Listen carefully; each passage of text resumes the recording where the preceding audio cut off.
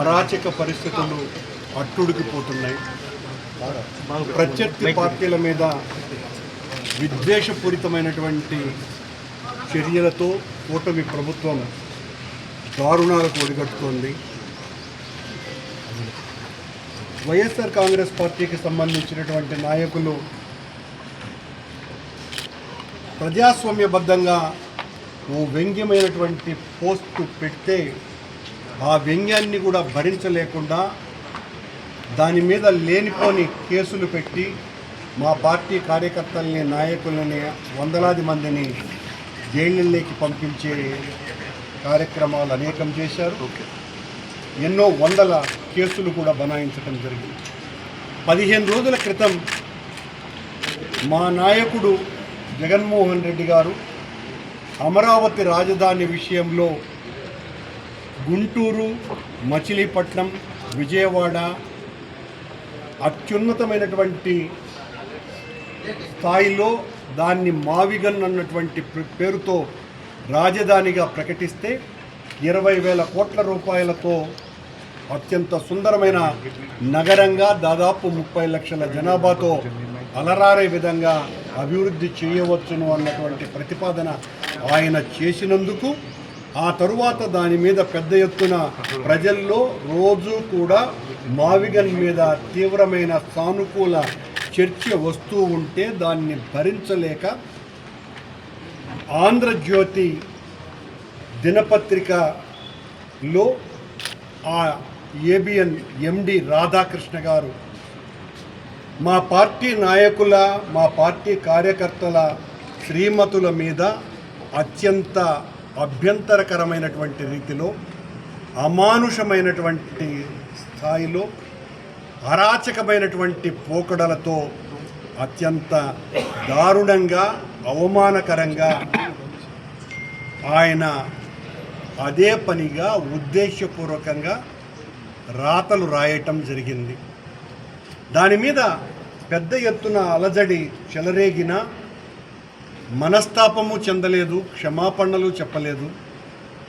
చెప్పకపోగా మరింత రెచ్చిపోయి మళ్ళీ ఆ ప్రస్తావనలే మాట్లాడుతూ అది ఎలా కరెక్టో అని వైఎస్ఆర్ పార్టీ మీద నిందలు మోపేటువంటి రాతలు, మాటలు అనేకం ఆ పత్రిక, ఆ ఛానల్ ద్వారా చేయటం జరిగింది.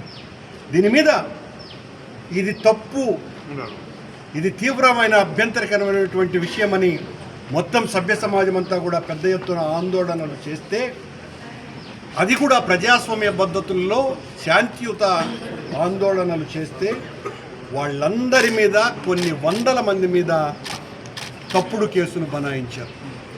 ఎవరైతే తీవ్రమైన నేరం చేశారో ఆ ఎండి రాధాకృష్ణ గారి మీదేమో కనీసం మందలింపు లేదు, చిన్న కేసు లేదు. రాధాకృష్ణ గారు చేసింది తప్పు అని చెప్పినటువంటి వాళ్ళందరి మీద జైళ్లకు పంపించటమో లేకపోతే కేసులు బనాయించటమో చేశారు. అందుకే మేమంతా కూడా రాష్ట్ర వ్యాప్తంగా అన్ని పోలీస్ స్టేషన్లలో మా వైఎస్ఆర్ పార్టీ నాయకులంతా కూడా దెబ్బతిన్న హృదయాలన్నీ, గాయపడ్డటువంటి మనసులన్నీ కూడా రాధాకృష్ణ గారు రాసినటువంటి మాటల వికృత పోకడలను మీద ఆ చర్యలను ఖండిస్తూ ఆయన మీద కేసు బనాయించాలని అన్ని పోలీస్ స్టేషన్లలో ఎఫ్ఐఆర్ నమోదు చేయమని రిక్వెస్ట్లు చేస్తే ఒక్క పోలీస్ స్టేషన్లో కూడా ఎఫ్ఐఆర్ నమోదు కాలేదు. అనేక పోలీస్ స్టేషన్లలో కనీసం కంప్లైంట్లు కూడా తీసుకోలేదు. ఈ రకమైనటువంటి పోకడ ఏమాత్రం కూడా సరైనటువంటిది కాదు. అందుకే మేము ఈ రోజున మొత్తం ఎస్పీ కార్యాలయాల దగ్గర ఎస్పీలను కలిసి ఈ రకంగా పోలీస్ స్టేషన్లలో జరుగుతున్నటువంటి వ్యవహారాలను తెలియజేస్తూ రాధాకృష్ణ గారి మీద ఎఫ్ఐఆర్ నమోదు చేయమని చెప్పి డిమాండ్ చేస్తూ వారికి వినతి పత్రాలను ఇవ్వటం జరిగింది.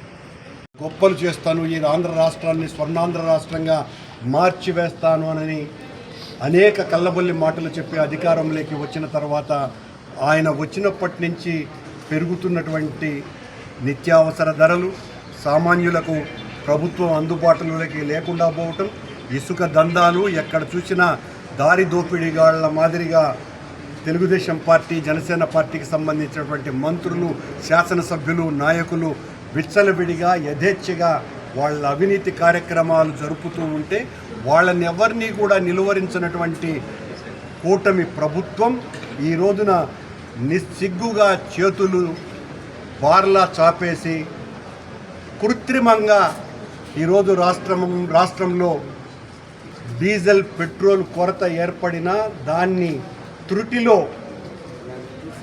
పరిష్కరించాల్సినటువంటి స్థితి వాళ్ళ చేతుల్లో ఉన్నప్పటికీ కూడా ఉద్దేశపూర్వకంగానే దాన్ని పట్టించుకోవటం లేదు.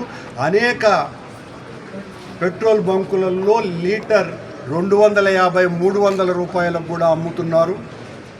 ఇంత బ్లాక్లో పోవటం అన్నది ఆశ్చర్యకరమైనటువంటి విషయం.